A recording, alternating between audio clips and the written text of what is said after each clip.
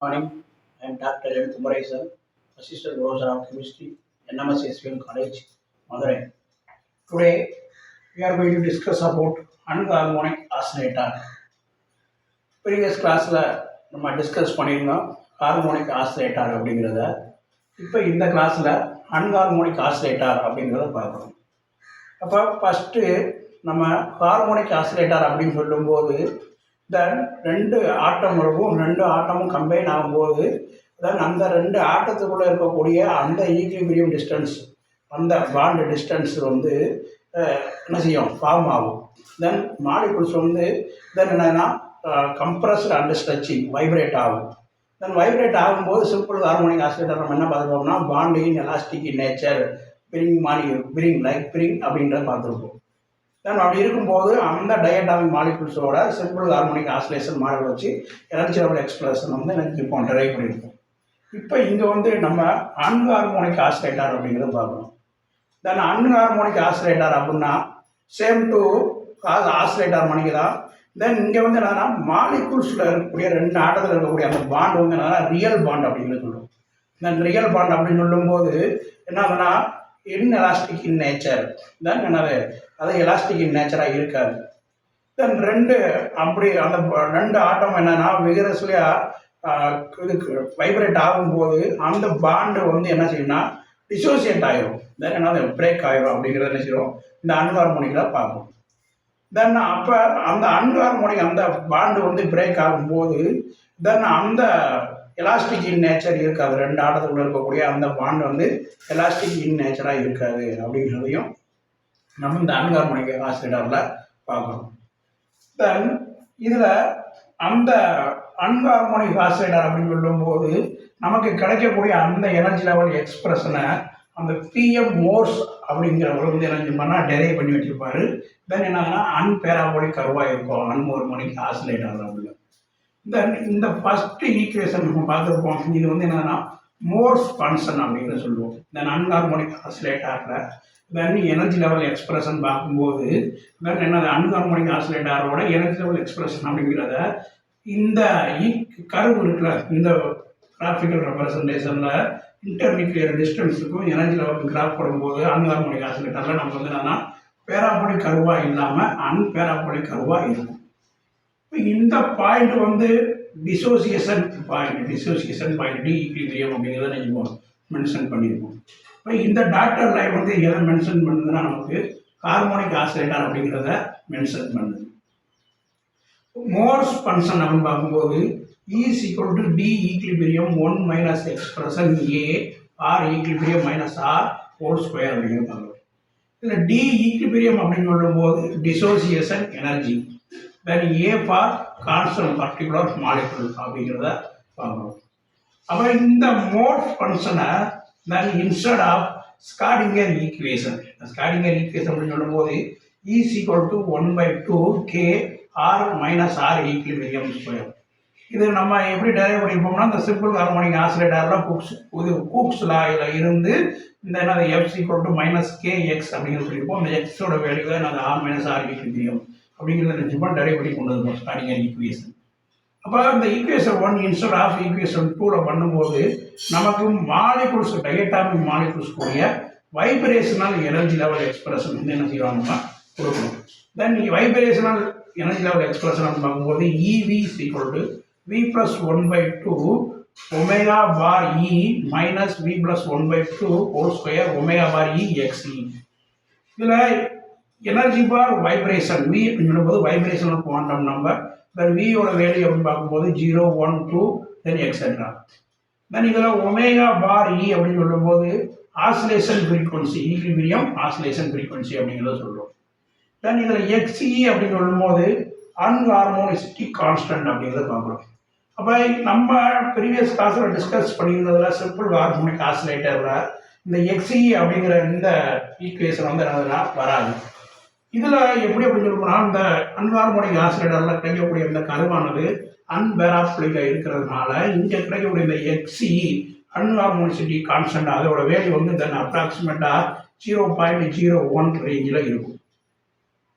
அப்படி 0.01 ரேஞ்சில் இருக்கும்போது நமக்கு கிடைக்கக்கூடிய அந்த டிரான்சிஸ்டன் ஸ்டேட் வந்து என்னன்னா மோர் க்ளோஸ்லி இருக்கும், மோர் க்ளோஸாக இருக்கும். தென் என்னதுன்னா இந்த கிடைக்கக்கூடிய இந்த டிரான்சிஸ்டன் ஸ்டேட் வந்து ஈக்குவலி ஸ்பேஸ்டாக இல்லாமல் சிம்பிள் ஹார்மோனிக் ஆசிலேட்டர் கூட ரொம்ப க்ளோடாக இருக்கும். க்ளோட் அப்படின்னு சொல்லும்போது மோர் க்ளோஸ்லி இருக்கும் அப்படிங்கிறத சொல்கிறோம். இந்த மாதிரி மோர் க்ளோஸ்லியாக இருக்கும். தட் இஸ் ஆனால் அன்ஹார்மோனிசிட்டியாக இருக்கிறதுனால. தென் இந்த ஈக்குவேஷனில் இருந்து நம்ம என்ன டெரைவ் பண்ணுறோம்னா அன்ஹார்மோனிக் ஆசிலேட்டர் ஈக்குவேஷனை டெரைவ் பண்ணுறோம். இப்போ அன்ஹார்மோனிக் ஆசிலேட்டர் ஈக்குவேஷன் டெரைவ் பண்ணும்போது தென் EV ஈக்குவல் டு இதில் V+1/2 ஒமேகா பார் ஈயும் காமனாக வெளியே எடுத்துடுறோம். எடுத்துட்டு அப்போ ஒமேகா பார் இ V+1/2 காமனாக வெளியே எடுத்துட்டு நம்ம இதில் மிச்சம் இருக்கிறது என்ன எழுதுறோம்னா 1 - XE V+1/2 அப்படிங்கிற டேமை இதில் எழுதுறோம். This equation for energy level expression in anharmonic oscillator. இப்போ இந்த omega e bar omega e அப்படிங்கிறது then equal to omega bar oscillation மாலிகூல்ஸோட அந்த ஆசிலேஷன் ஃப்ரீக்வன்சிக்கு ஈக்குவலாக இருக்கும் அப்படிங்கிறத என்ன செய்யணும் சொல்கிறோம். இந்த omega bar oscillation equal to omega bar e அப்படிங்கிறத என்ன செய்யணும் சொல்கிறோம். இந்த ஒமேகா பார் இ அப்படின்னு சொல்லும்போது ஈக்விலிபிரியம் ஆசிலேஷன் ஃப்ரீக்வன்சி ரேஞ்ச் அப்படிங்கிறத என்ன செய்யணும் சொல்கிறோம். அப்போ இந்த அன்ஹார்மோனிக் ஆசிலேட்டரில் நம்ம இன்டர் நியூக்ளியர் டிஸ்டன்ஸுக்கும் எனர்ஜிக்கும் நம்ம கிராஃபிக்கல் ப்ரெசென்ட் கொடுக்கும்போது அன்ஹார்மோனிக் ஆசிலேட்டரில் கிடைக்கக்கூடிய அந்த கருவானது அந்த மோர் ஸ்பிட் பண்ணக்கூடிய அந்த கருவானது என்னதுன்னா அன்பேராபோலிக்காக இருக்குது அப்படிங்கிறத நிச்சயம் பார்ப்போம். Then another discuss about 0 point energy level. 0 point energy level mean for V equal to 0. இந்த வியோட வேல்யூ 0வாக இருக்கும்போது அந்த பாயிண்ட் எனர்ஜியை நம்ம என்ன சொல்கிறோம்னா லோயஸ்ட் வைப்ரேஷனல் எனர்ஜி லெவல் அப்படிங்கிறத சொல்கிறோம். இல்லைன்னா எப்படி சொல்கிறோம்னா 0 பாயிண்ட் எனர்ஜி லெவல் அப்படிங்கிறத சொல்கிறோம். இப்போ V ஈக்குவல் டு 0வாக இருக்கும்போது நம்ம இந்த ஈக்குவேஷனில் பார்க்குறோம் வியோட வேல்யூ 0வாக இருக்கும்போது நமக்கு கிடைக்கிற expression bar 0 point energy level E0 equal to 1/2 omega bar E 1 - 1/2 XE அப்படின்னு. அப்போ வியோட வேல்யூ 0வாக இருக்கும்போது நமக்கு வியோட வேல்யூ 0வாக இந்த ஈக்குவேஷன் வியோட வேல்யூ 0வாக இருக்கும்போது நமக்கு கிடைக்கக்கூடிய வேல்யூ வந்து என்னதுன்னா 0 பாயிண்ட் எனர்ஜி லெவலில் E0 equal to 1/2 omega bar E 1 - 1/2 XE centimetre inverse அப்படிங்கிற போகிறோம். நம்ம இந்த வியோட வேல்யூ இந்த இடத்துல என்ன 0 பாயிண்ட் அப்படி சொல்லும்போது 0 வேல்யூ அப்படிங்கிறது lowest vibration energy level or என்ன க்ரோனோ ஸ்டேட் எனர்ஜி லெவல் அப்படிங்கிறத சொல்லுவோம். And discuss about the selection rule. The selection rule for anharmonic oscillator அப்படின்னு பார்க்கும்போது delta V is equal to +or -1 +or -2 +or -3 then etc. நம்ம simple harmonic ஆசிலேட்டரில் discuss பண்ணியிருப்போம். Selection rule பார்க்கும்போது simple harmonic ஆசிலேட்டரில் delta V is equal to +or -1 அந்த time மட்டும் தான் பார்த்துருப்போம். ஏன் அப்படின்னா அதில் கிடைக்கக்கூடிய அந்த டிரான்சிஸ்டர் ஸ்டேட் ஆனது ஈக்குவலி ஸ்பேஸ்டாக இருக்கும் அப்படிங்கிறத பார்த்துருப்போம். தென் இதில் அன்ஹார்மோனிசிட்டி அப்படிங்கிற இந்த கான்செப்ட் உள்ள நுழையிறதுனால தென் கிடைக்கக்கூடிய அந்த டிரான்சிஸ்டர் ஸ்டேட்டோட ஸ்பேஸ் வந்து என்னன்னா மோர் க்ளோஸ்லி இருக்கும் அப்படிங்கிறத இருக்கும் பார்த்துருப்போம். க்ளோஸ்லி டுகெதர் அப்படிங்கிறத பார்த்துருப்போம். தென் அப்போ இந்த அன்ஹார்மோனிக் ஆசிலேட்டரோட செலெக்ஷன் ரூல் அப்படின்னு பார்க்கும்போது delta V is equal to +or -1 +or -2 +or -3 அப்படிங்கிறத பார்க்கணும். தென் டெல்டா அப்படின்னு சொல்லும்போது நம்ம என்ன பார்க்குறோம்னா change in vibrational energy. Delta V is equal to change in vibrational energy. அப்போ same for simple harmonic oscillator then additional possibilities of large jumps அதாவது +or -2 and +or -3 அப்படிங்கிறத சொல்கிறோம். Then next discuss about then spin population strength. Then n upper divided by n lower equal to expression minus delta E divided by KT. Delta E அப்படிங்கிறத வந்து எதை mention பண்ணுதுன்னா then delta E is equal to E upper state minus E lower state. அப்போ grown லெவலில் இருக்கக்கூடிய மாலிகுல்ஸோட எண்ணிக்கையை காட்டிலும் அப்பர் ஸ்டேட்டில் இருக்கக்கூடிய மாலிகுல்ஸோட எண்ணிக்கை வந்து தென் எவ்வளவு ரேஞ்ச் இருக்கும்னா 0.01 ரேஞ்ச் அந்த டிஸ்டன்ஸில் இருக்கும். அந்த 1% அந்த ரேஞ்சில் இருக்கும் அப்படிங்கிறத என்ன செய்யறோம்னா இந்த பாப்புலேஷன் ஸ்பின் ஸ்டேட்டில் சொல்கிறோம். தென் அதை வச்சு தான் நினைச்சிருப்போம்னா இந்த அப்ராக்சிமேட்டாக 0.01 ரேஞ்ச் அப்படிங்கிற சொல்லியிருப்போம். தென் என்னதுன்னா இந்த NV ஈக்குவல் டு வியோட வேல்யூ 1 இருக்கும்போது இந்த க்ரௌண்ட் ஸ்டேட்டோட வேல்யூ 0 இருக்கும்போது நமக்கு கிடைக்கக்கூடிய அந்த கான்ஸ்டன்ட் வேல்யூ வச்சு என்ன செய்வோம் டெரைவ் பண்ணி வச்சுருப்போம். தென் ஏன்னா universal constant 1.38 10^23 and kelvin temperature in kelvin ரேஞ்சில் கொடுக்கும்போது நமக்கு அப்ராக்சிமேட்டாக 0.01 ரேஞ்ச் அப்படிங்கிறத வந்துடும்.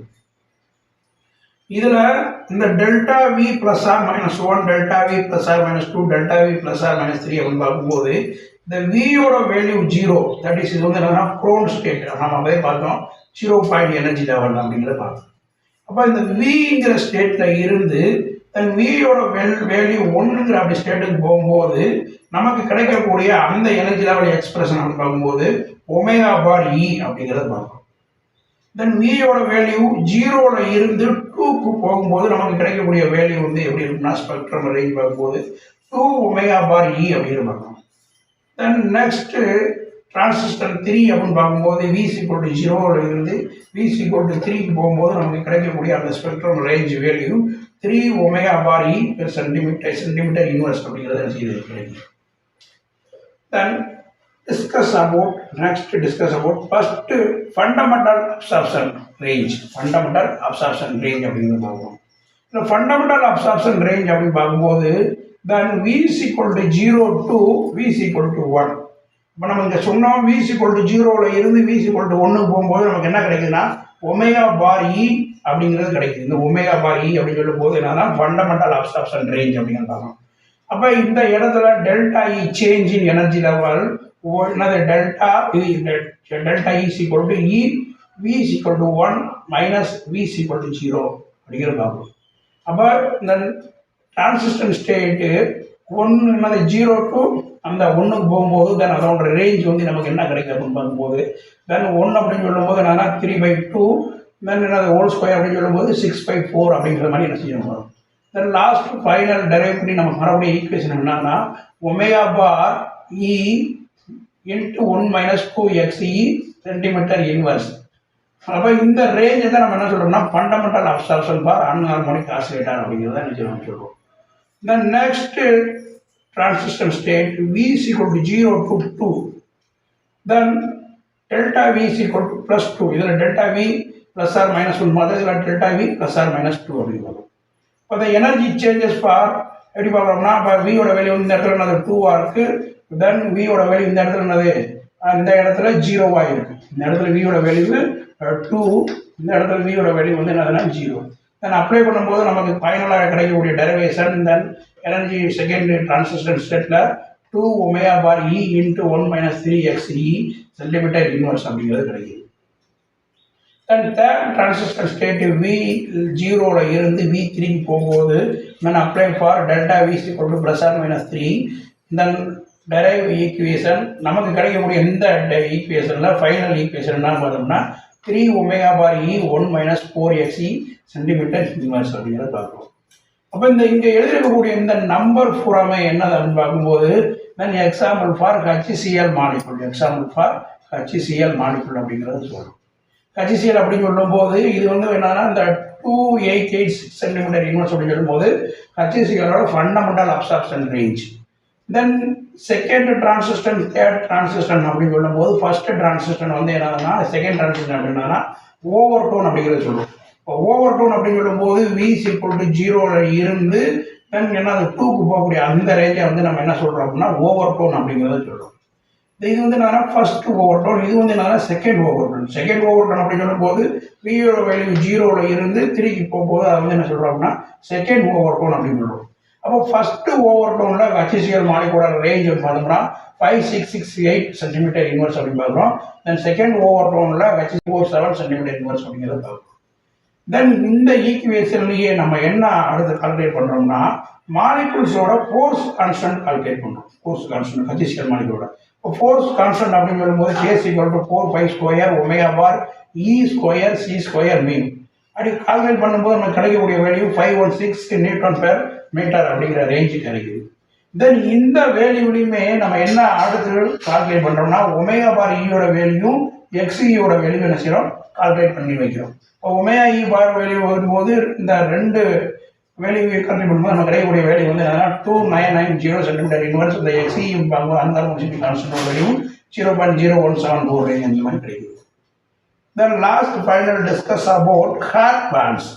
What do you mean by hard bonds ன்னு பார்க்கும்போது the hard bond அப்படின்னு சொல்லும்போது then V யோட வேல்யூ 1ல இருந்து then V யோட வேல்யூ 2க்கு போகும்போது கிடைக்கக்கூடிய அந்த டிரான்சிஸ்டன் ஸ்டேட் அதுதான் நம்ம என்ன சொல்றோம்னா hard bond அப்படிங்கிறத சொல்றோம். இன்னொன்று நம்ம சொல்ல மறந்துட்டோம் என்ன அப்படின்னா தென் பாப்புலேஷன் ஸ்ட்ரென்த்தை இன்க்ரீஸ் பண்ணுறதுக்கு நம்ம என்ன பண்ணோம்னா ரெண்டு இது பண்ணுவோம். ஒன்று வந்து என்ன செய்வோம், டெம்பரேச்சரை வந்து இன்க்ரீஸ் பண்ணுவோம். இன்னொன்று வந்து நம்ம யூஸ் பண்ணக்கூடிய ஃப்ரீக்வன்சியோட லெவலை வந்து என்ன செய்வோம்னா டிக்ரீஸ் பண்ணுவோம்.